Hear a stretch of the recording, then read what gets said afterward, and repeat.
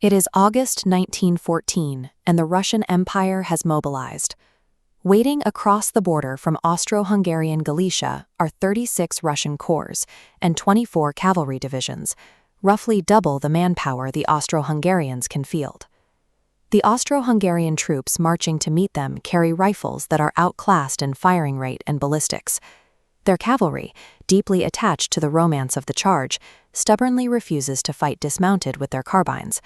This is the force handed to General Moritz von Auffenberg. As commander of the Fourth Army, he has to march this under-equipped force against entrenched Russian positions.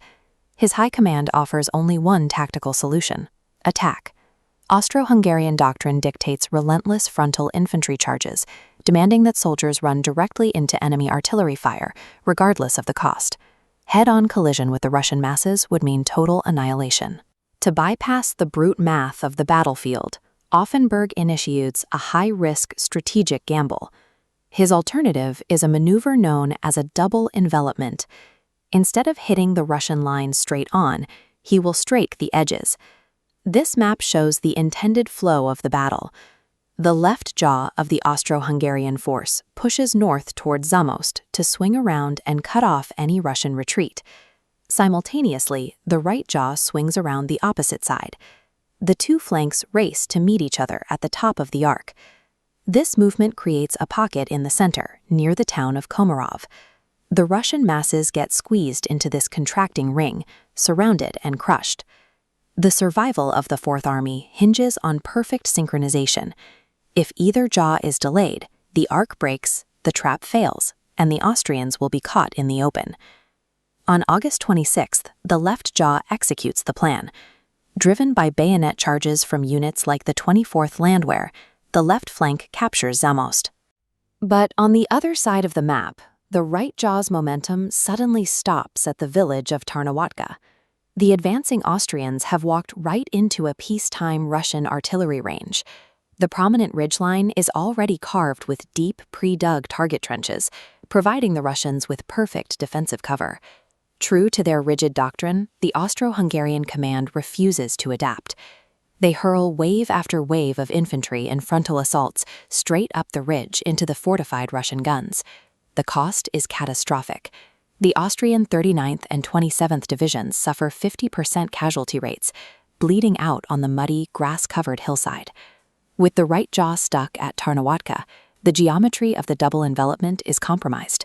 The Russian defense pries open a dangerous exposed gap right in the center of the Austrian lines.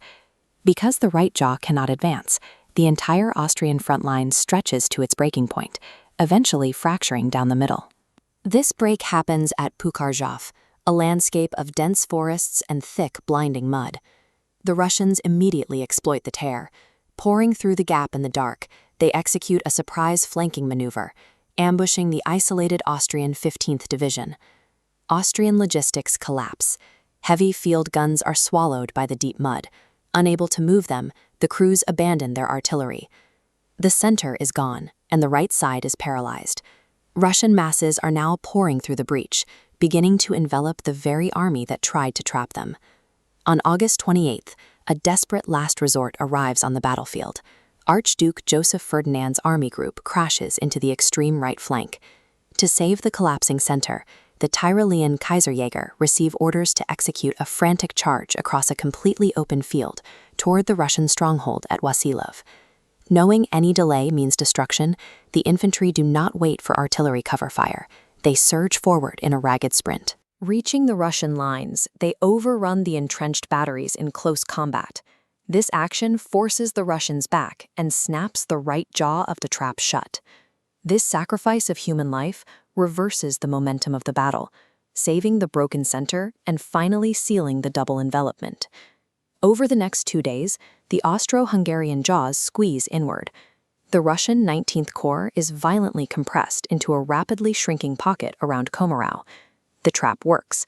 The Austrians capture over 150 Russian guns and take 10,000 prisoners. But the victory extracts a devastating toll. 40,000 Austro-Hungarian soldiers are killed or wounded, erasing 20% of the entire Fourth Army's strength in a single week.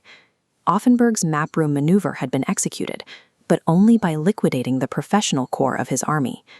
The victory at Komarów proved Auffenberg's strategy could succeed, but the cost revealed a military system trading its entire future for a single week's success.